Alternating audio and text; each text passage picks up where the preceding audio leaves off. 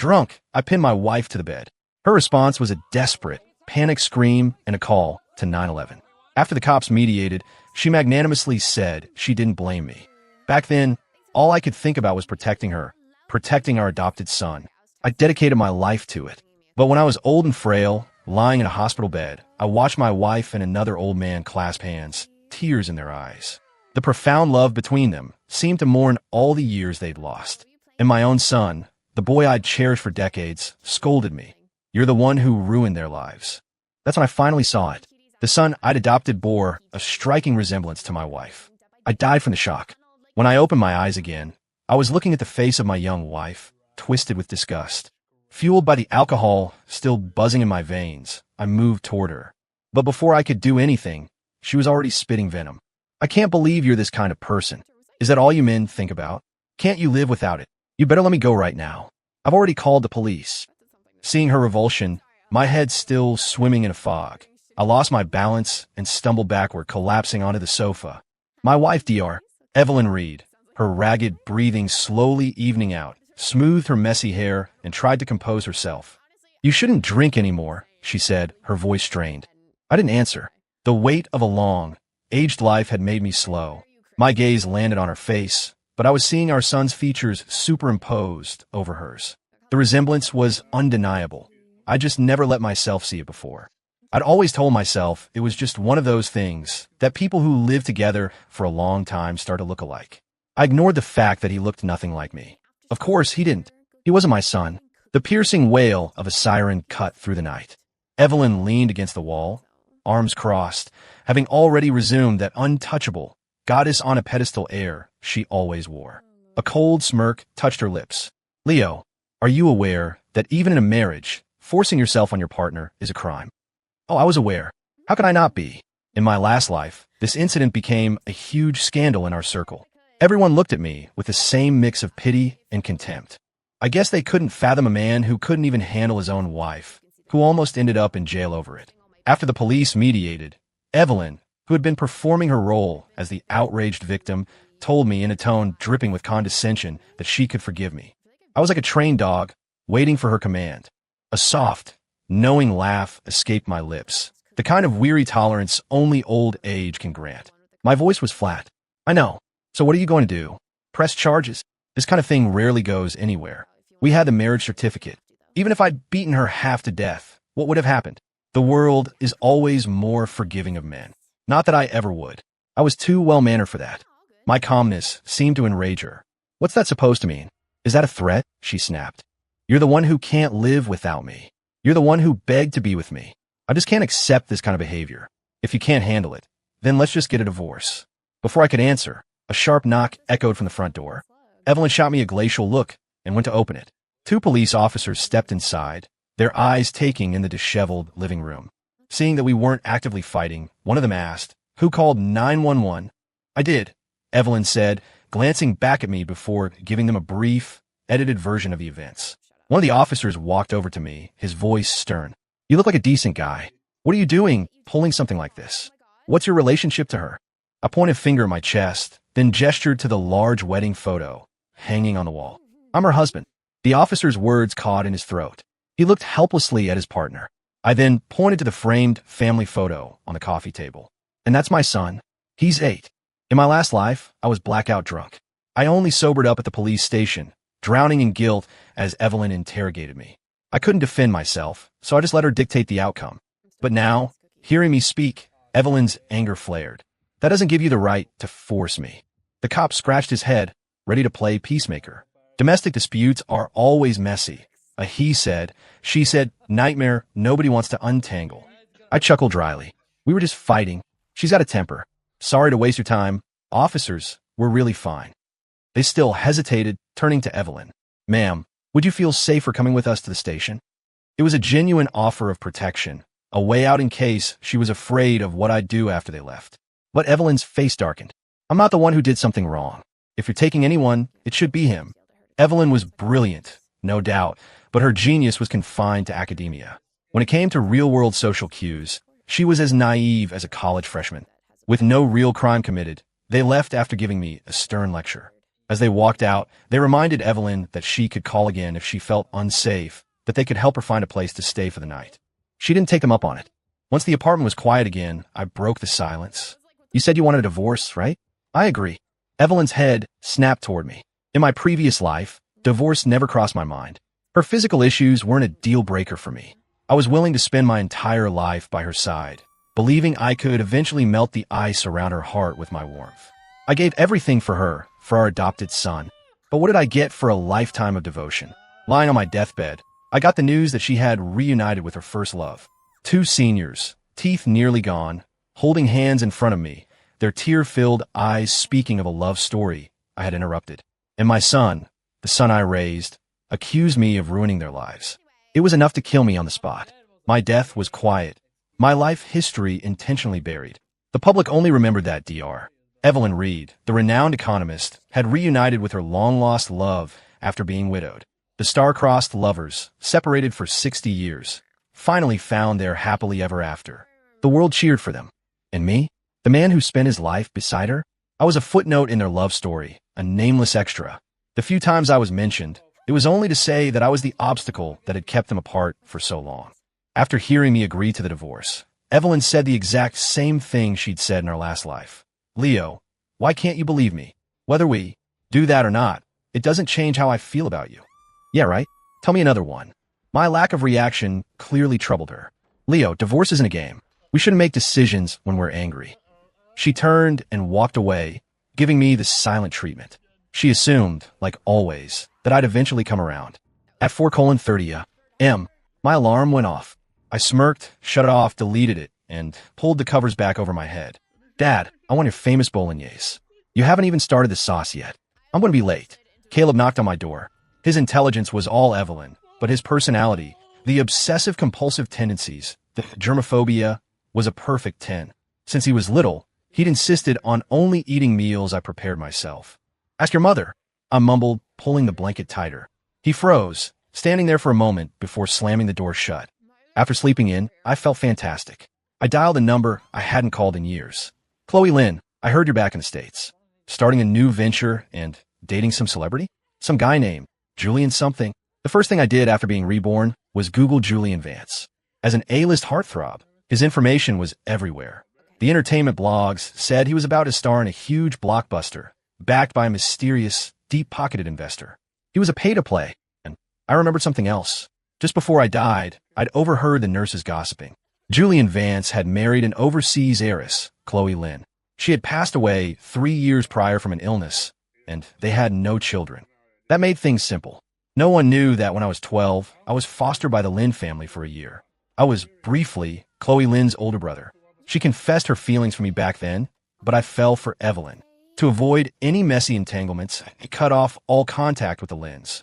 Who could have guessed that by doing so, we would both end up as the forgotten first spouses of Evelyn Reed and Julian Vance, destined to die early. When I met Chloe, I got straight to the point. I'm getting a divorce. If things get ugly, it could destroy your boyfriend's public image. You might want to reconsider bankrolling his career.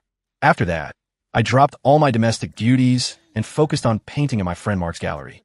I had a lifetime of pin-up frustration to release, and I poured all of it onto the canvas. Evelyn found me there.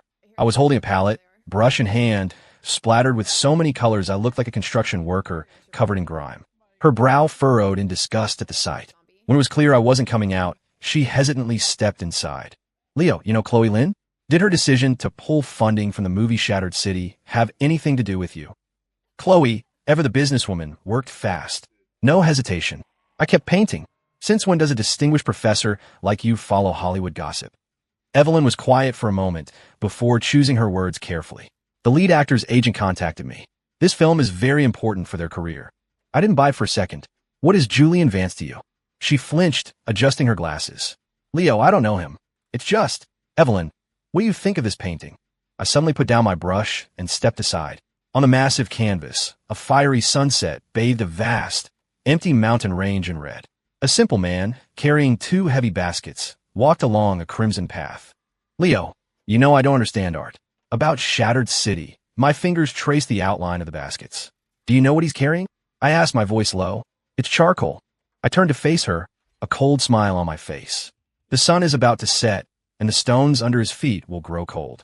But if he's carrying charcoal, he can use the last rays of sunlight to set the path ahead on fire, to keep it burning long into the night. Leo, that doesn't make sense. Charcoal isn't that heavy, and sunlight can't ignite it. The physics are all wrong. Exactly. It's a lie told to an honest man. The sun will always set. The road ahead will always be dark. The foolish man in the painting was me from my last life. Chasing Evelyn as if she were the sun, carrying Caleb in my baskets like he was my last ember of hope. On and on, deceived by a lie, carrying a burden that wasn't mine. I stared at the painting, then suddenly grabbed a bucket of black paint from the floor and hurled it at the canvas. Paint exploded everywhere.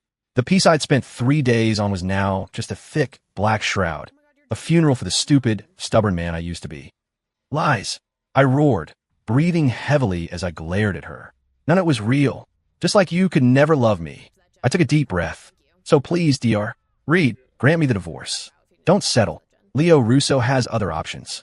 Evelyn's expression froze, a flicker of fear mixing with her shock. Other options? She asked, her voice trembling. You mean? Chloe Lynn. In that moment, she finally seemed to understand. My decision to leave was real. 2 days later, Julian Vance and his agent showed up at my front door. The moment he stepped inside, he tilted his chin up, surveying the apartment like a king inspecting his domain. Young Julian Vance was handsome, no question, but that condescending air, that way of looking at people like they were ants, was identical to the old man he would become. Clearly, life had been very good to him. Evelyn played the gracious host, offering them seats and making introductions. The proud, brilliant professor, usually so above it all, was now willingly playing the part of a sycophantic go-between for the man she loved. Mr. Russo, what's your relationship with Chloe? Julian asked, sinking into an armchair with an affected casualness, asking for a favor and still putting on airs. We were almost a thing, I said slowly, studying him. To her, I guess you could say I was her first love, the one that got away. His expression flickered. Evelyn, holding a teapot, paused midair and shot me a sharp look. Leo, you never mentioned that before. A good ex is supposed to act like they're dead, right? I've done a pretty good job of that all these years, haven't I, Evelyn? The room went silent. The agent let out a soft hiss, as if he'd just bitten into a lemon. Then why are you contacting her now? Why are you coming after me? Julian demanded, throwing the trendy baseball cap he was wearing onto the coffee table. The metal chains on it clattered loudly against the glass. He was really making himself at home. I shot a meaningful glance at Evelyn. I heard she was seeing someone, I said deliberately. I wanted to see if she still had feelings for me. If she does, well, that could get complicated. This is unbelievable. Leo, have you forgotten you're married? You have an 8-year-old son. Julian shot to his feet, pointing a long, manicured finger at me. I stood up and slapped his hand away. So what if I'm married? Does being married mean you can't think about your first love? I don't just think about her. I could probably get her to stay celibate for me. You mad? Go on, hit me. Julian finally seemed to realize something was wrong. A flicker of panic crossed his eyes, and he instinctively glanced at Evelyn. They shared a look of bewildered suspicion before quickly looking away. The agent was completely lost. Mr. Russo, how can you say things like that? Your wife and son are right here. Sometime during our standoff, Caleb had come downstairs. He'd been standing there, listening for who knows how long. His eyes were wide with disbelief. Dad, is it true? Have you been ignoring me because you're thinking about some other woman? His voice trembled. Are you really going to leave me? Julian, furious, shot Evelyn a venomous glare. She rushed to Caleb's side. Caleb, sweetie, your dad is just angry with me. It's okay. Go back upstairs, we'll handle this. Caleb ignored her, his eyes fixed on me, waiting for my answer. I pretended not to notice him and casually sat back down. Sweetie, how ironic. They probably picked a name that sounded like his, so she could say it out loud without raising suspicion.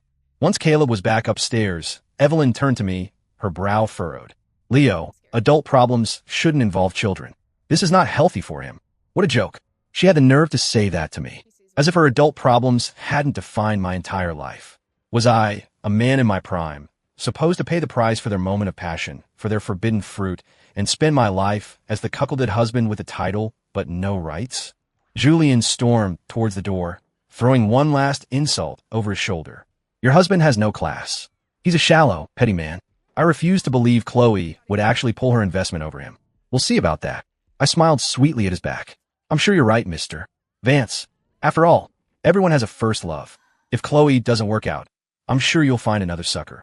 At that, Julian stumbled over the threshold, practically fleeing the apartment. I watched him go arms crossed. Too bad for him. His other sucker, Evelyn, was still just a professor trying to make tenure. Her reputation as a young, attractive academic outweighed her actual accomplishment for now. She wasn't in a position to help him. If she had been, they never would have broken up all those years ago. Leo, Chloe's investment in Shattered City is a business decision. It's profitable for her. You don't have to do this, Evelyn sighed. Every word was a defense of Julian. I gave a faint smile. Professor, instead of criticizing me, maybe you should be networking with Wall Street titans to help Mr. Vance get his funding. Behind her glasses, her pupils contracted.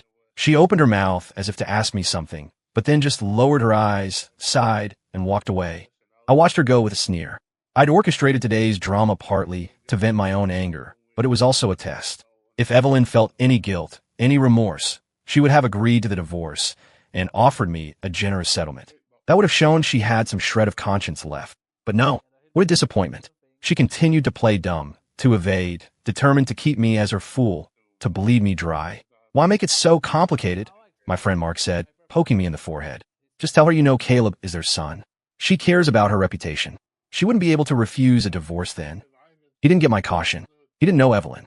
In our last life, she and Julian had gone to incredible lengths to hide Caleb's parentage for decades without a single leak. Why would she suddenly risk her entire career and spotless reputation over a single accusation from me? Even if she didn't care about herself, she would protect Julian. He was 27, at a critical point where he needed to transition from teen heartthrob to serious actor. This blockbuster was his make-or-break moment. And with the Chloe Lynn rumors swirling, the last thing he needed was a scandal. Evelyn, who loved him so much, would never let that happen.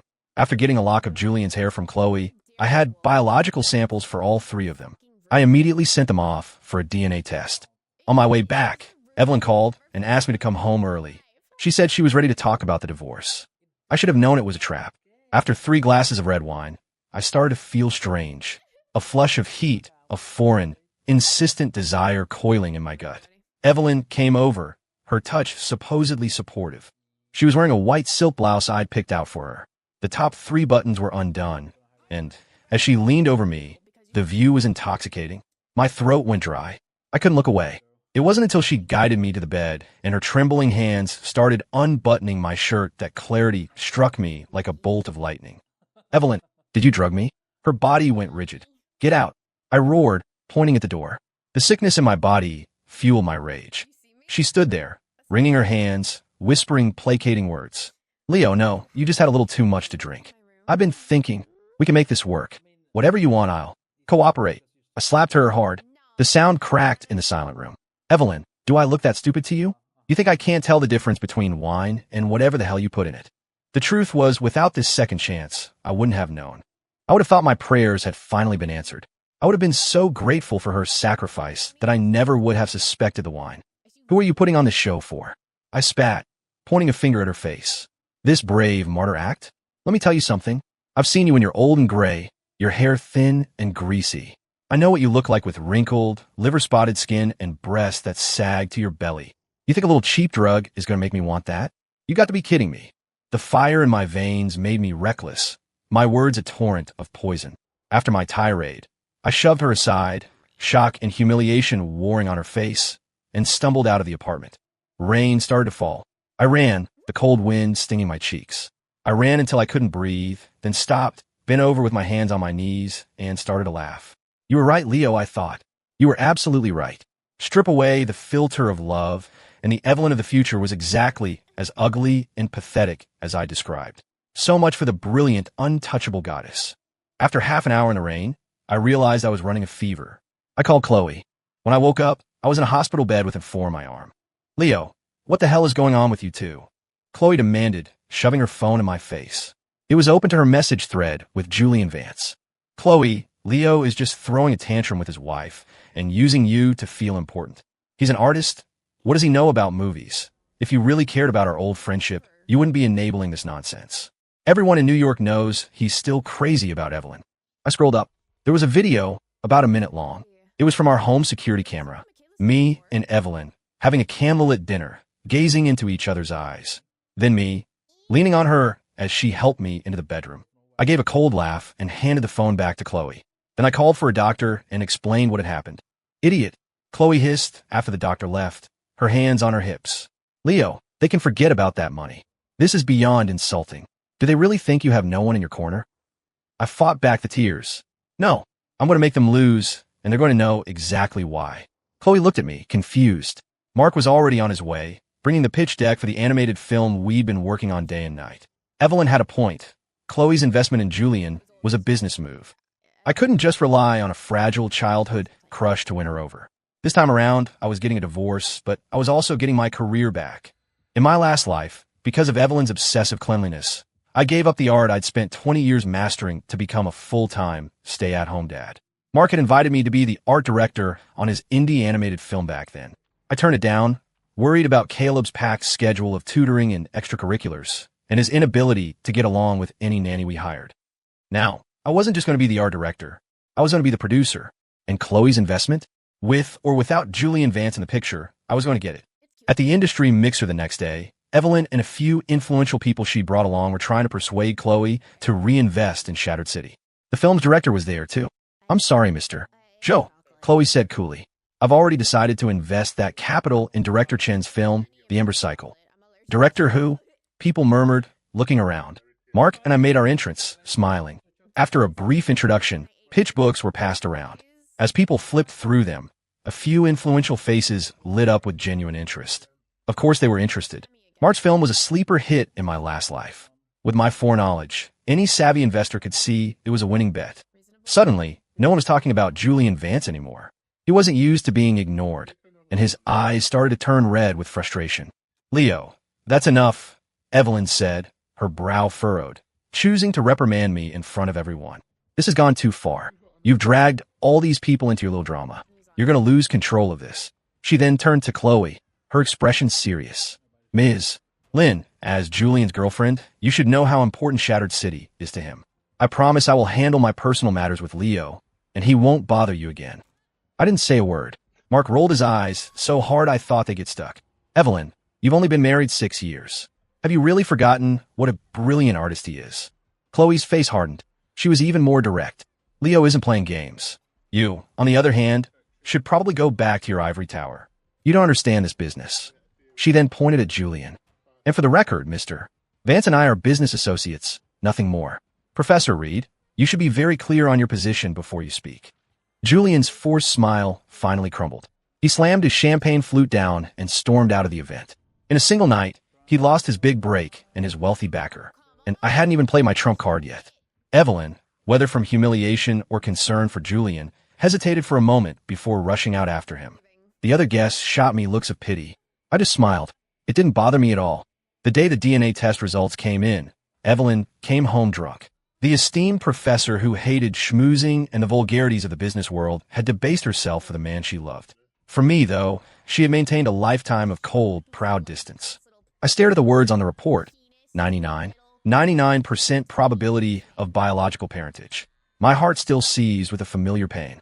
I knew it wasn't because I still had feelings for Evelyn. It was the crushing realization that my entire life, my sacrifices, had truly been for nothing. The truth was just a few words on a page, but for me, it represented over 40 years. All those agonizing days and nights, all the relentless hope and delusion, still gnawed at my soul. Even as I opened the envelope, a small part of me had prayed that maybe Caleb was only Julian's son, but the resemblance I'd seen to Evelyn was just my old, failing eyes playing tricks on me. Now, that last illusion was shattered. Evelyn Reed had never loved me, not one bit. In all those years, she never felt a single flicker of genuine desire for me. If she had simply been asexual, I could have accepted it. But she wasn't. She was unequivocally Caleb's mother. That knowledge trampled what little was left of my male pride into the mud. A wave of hatred washed over me, and I bit my lip until I tasted blood. Evelyn, I said suddenly, my voice cutting through the darkness of the dining room. I've made a decision. I don't just want a divorce. I'm going to make sure you three get your happy ending. She stared at me in shock as I flipped on the light. Why should I be the one to stitch your broken, dirty little world back together? This is the reality your family of 3 should have been facing all along, I said numbly. Evelyn's face went white, the drunken haze in her eyes instantly replaced by sharp clarity. She walked closer, her trembling hands reaching for the report. After a long moment, her arms fell to her sides. "Leo," she whispered, her voice hoarse, "you know?" "Yes, I know." We stood in silence for a full minute. Then she fell to her knees in front of me, sobbing as she recounted the story of her and Julian. She was a poor college student. He was from a wealthy family that disapproved of her. The night they broke up, they got drunk and slept together. Inexperienced, she didn't realize she was pregnant until 3 months later. She had to drop out of school to have Caleb. "Leo, I'm so sorry," she cried, clutching my hand. "My feelings for him were just about regret, about the baby. It wasn't love. You have to believe me. As for intimacy, it's not what you think. It wasn't about saving myself for him." Seeing my disbelief, she got up, pulled me into her study, and took out a file. It was a thick psychological evaluation. After that night, I started seeing a therapist. I could never get over it. I hated myself for losing control. "Leo, just give me some time." Her eyes were filled with a desperate, pained conflict. "If Caleb is the problem, I'll send him away. You'll never have to see him again. Leo, please, can we not get a divorce? This condition I have, it's temporary." I didn't believe a single word. Evelyn's greatest talent wasn't in finance. It was in manipulation. She was a grandmaster. In my last life, as simple whether we have sex or not doesn't change my love for you was enough to keep me celibate and loyal for a lifetime. Now, a heartfelt my feelings for him were just about regret was meant to win my sympathy. The world doesn't work like that. I coldly pulled my hand from her grasp. "Professor, I'm giving you 3 days to finalize the divorce. If you don't, I release this DNA report to the press." For the next 3 days, I buried myself in work, cutting off all contact with the outside world. Mark told me Evelyn was camped outside the studio every day, even waiting by my car in the parking garage, desperate to see me. On the last day, she brought Caleb with her. He begged me to stay, calling out for his dad until his voice was raw. I remained unmoved, my heart of stone. Even Mark was getting misty-eyed. He adored Caleb. For the past 6 years, Caleb had called him Uncle Mark. He couldn't bear to see the boy so heartbroken. Yet I, the man who had been called Dad every day for 6 years, could be so ruthless. "Now I know you're serious," Mark said, shaking his head. "About the divorce, about your career. You're really doing this." I took a sip of my cold coffee. The bitterness filled my mouth. Mark didn't understand. When I was old and sick, when all my hopes rested on my son's shoulders, that ungrateful boy had looked at me with cold pity and said, "Mom and Julian are old now. They just want to spend their last years with the person they love. Can't you just let them have that one last wish? After all, you're the one who kept them apart for a lifetime." No one knew the depth of my despair in that moment. Anyone else in the world could misunderstand me, blame me, hate me, and I wouldn't have cared. But Caleb was the one person I could never forgive. He was the one who, at the very end of my life, had ensured I died completely and utterly alone. A pathetic, forgotten old man. When the time was up, I went to the courthouse as planned. Evelyn was there, looking pale and thin. There were dark circles under her eyes, and her lips were chapped. She looked like she'd been sick for weeks, as if a strong gust of wind could knock her over. "Leo, does it really have to end like this?" I stared into the distance, my lips pressed into a thin line. She seemed to want to say more, but in the end, all she said was, "You're right to cut your losses. I can't promise I'll ever get over my issues. I shouldn't have dragged you down with me." The clerk asked her, "Are you sure you want to do this?" A flicker of regret crossed her eyes before she nodded silently. The final stamp fell, severing the toxic bond between us. Whether she was truly reluctant to divorce me or just terrified of the truth about Caleb coming out, I no longer cared to find out. As we walked out of the courthouse, Chloe Lynn's sports car was parked across the street. Before we parted ways, Evelyn said one last thing to me. She said Julian Vance was a youthful mistake, a closed chapter. She promised she would raise Caleb on her own from now on and would have no further contact with him. The sincerity and determination in her eyes made her look like a completely different person from the 80-year-old woman I remembered. 6 months later, our movie was released to critical and commercial acclaim. At the wrap party, Chloe threw her arms around me, ecstatic. "Leo, welcome back. This is the real you. I knew you could do it." I was giddy, dizzy with success. "You're the one who's laughing all the way to the bank." I teased her back. Mark joked that since her investment had paid off so handsomely, it was probably time for her to head back to Australia. For the last 6 months, she'd been a constant presence at the studio, even moving her own office into our building. Our staff all joked they'd never seen a more hands-on investor, whispering that maybe the Lynn family had gone broke and she was betting everything on this one project. When she overheard them, she'd just laugh and say she couldn't go home until she'd landed a boyfriend. But in all that time, surrounded by the glitz and glamour of the entertainment industry, there wasn't a single rumor about her dating anyone. Eventually, everyone figured it out. I was her target. At first, I brushed it off. Then I found it hard to believe. I never imagined that a simple, handwritten confession from our teenage years could transform into such a passionate, relentless pursuit more than a decade later. When Mark asked me privately if I would ever consider being with her, my instinctive response was, "Does someone actually love me?" He stared at me for a second, then burst out laughing and playfully punched my chest. "Dude, you're a multi-millionaire producer now. Are you kidding me?" It hit me then. Oh, right. I was 27 again. I could still dream of love, still believe that relentless devotion could be rewarded. I wasn't the old man from my last life, a man who had spent 40 years in an emotional desert, convinced he was unlovable, who had toiled his whole life away for nothing. So, I told Chloe that it might take a very long time for me to believe she loved me. She just smiled and said, "That's okay. I'll wait." This is weird. Evelyn is actually marrying Julian Vance. That doesn't track with how she's been acting at all. One day, Mark burst into my office waving a wedding invitation. Something's not right. She spent months trying to win you back. Why would she do something so self-destructive? I glanced at the invitation, and my eyes were immediately drawn to the bride's signature, handwritten on the card. I shot to my feet. A wild, impossible thought ignited in my mind. Evelyn came back, too. Only I would know that this specific, stylized signature was one she'd had a calligrapher design for her 50th birthday. She'd use it all the way until she was 80. On the day of the wedding, I wore a mask and snuck into the reception. After the new lead actor for Shattered City was announced, Julian Vance had made a big, splashy declaration that he was retiring from acting. His fans boasted that he was going back to run his family's empire, that Hollywood was beneath him. It was, at least, a graceful exit. In reality, his family's company was failing. Julian soon found himself on the elite matchmaking circuit, but the candidates his father found were, to his taste, subpar. The tabloids frequently caught him storming out of disastrous dates. It wasn't long before he went crawling back to Evelyn. By now, Evelyn was a distinguished professor at a prestigious university with a string of academic achievements to her name. The Ice Queen, as she was known, was a hot commodity on the post-divorce dating scene. Yet, for some reason, she and Julian never seemed to make any progress. Whenever asked about her love life, she would state flatly that she had no intention of remarrying. During the reception, as the newlyweds made their rounds, I saw Evelyn turn and instinctively reach for a cane that wasn't there. I knew I was right. When you've just been reborn, some habits etched into your very bones are hard to shake. Our eyes met across the room. We recognized each other instantly. She intercepted me later in the hotel parking lot. "Regardless of everything, Leo," she said, "thank you for letting me go." Her eyes were calm, as deep and still as a well. This was definitely not the same Evelyn from our divorce, the one still clinging to some desperate hope. I managed a faint, breezy smile. "Don't mention it. We should have done it years ago."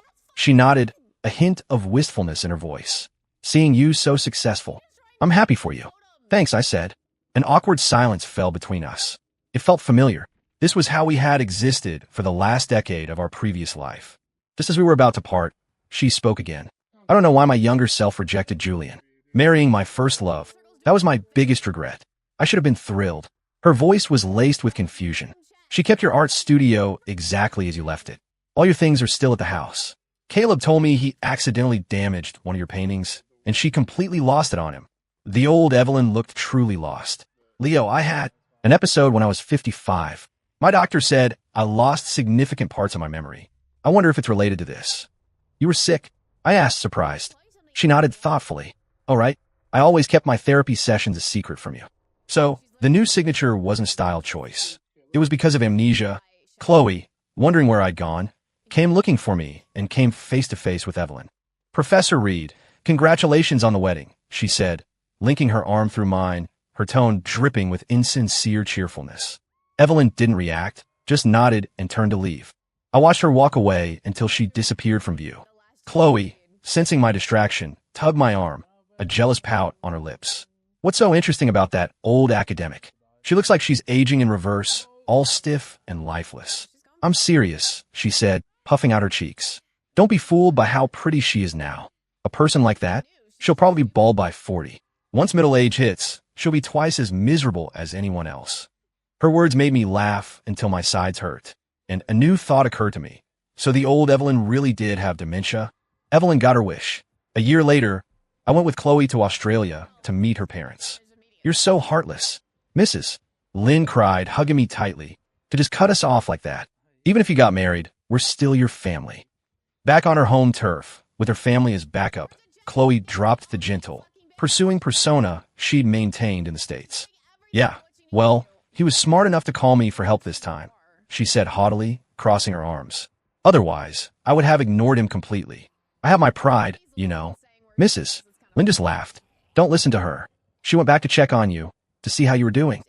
And what if I'd been doing well? I asked quietly. Chloe's face darkened, and she gritted her teeth. I know you wanted nothing to do with me. If you had been happy, I would have made sure I never crossed your path again. I wouldn't have bothered you. I just looked at her, my eyes welling up until the world blurred. She immediately panicked, rushing over to comfort me. Okay, I'm sorry. That was a mean thing to say. I shouldn't have said it.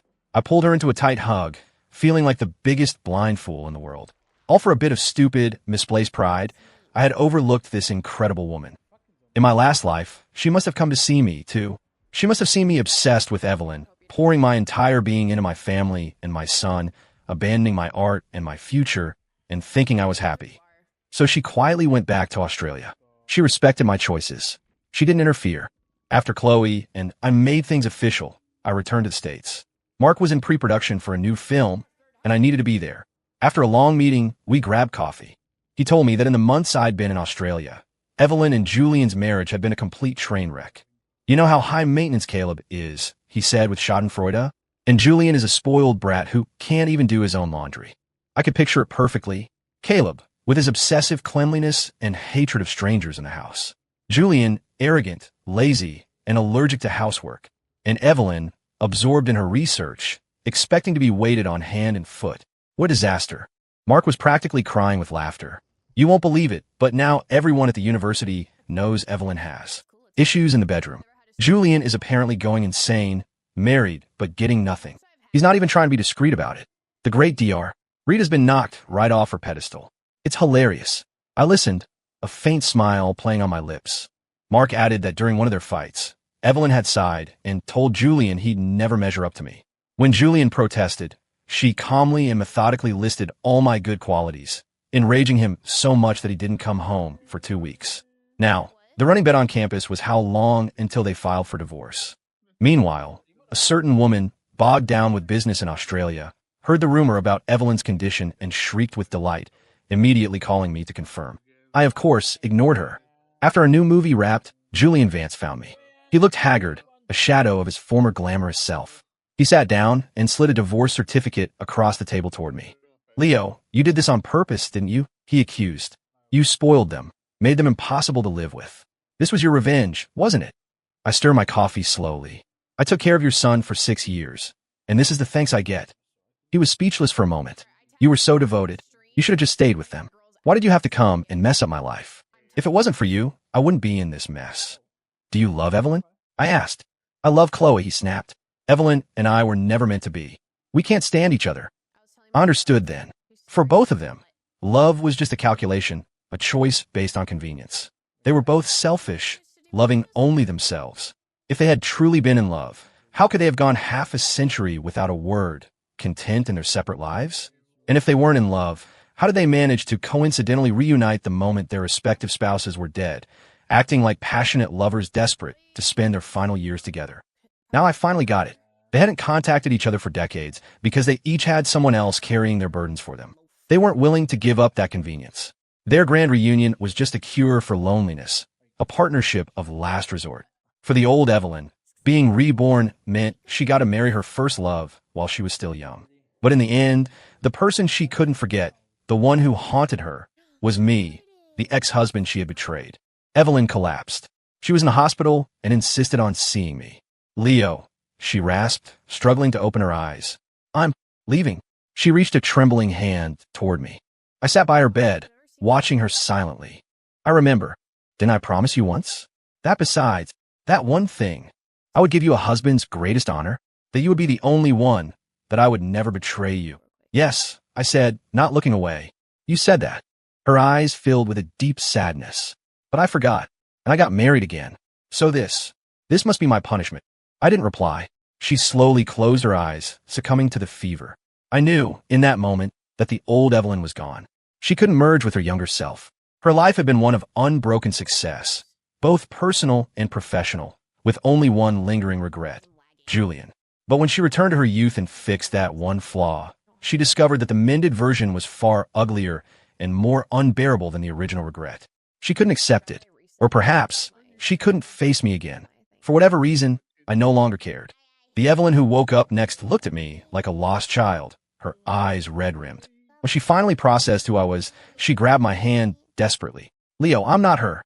I love you. I never wanted to betray you," she babbled. "You were too good to that old woman. You spoiled her. She never had to suffer the pain of losing you. But I have. I know now that I love you. Give me one more chance. I'll change, I swear." I gently pulled my hand away and shook my head. "Evelyn, this is who you are. You can't change.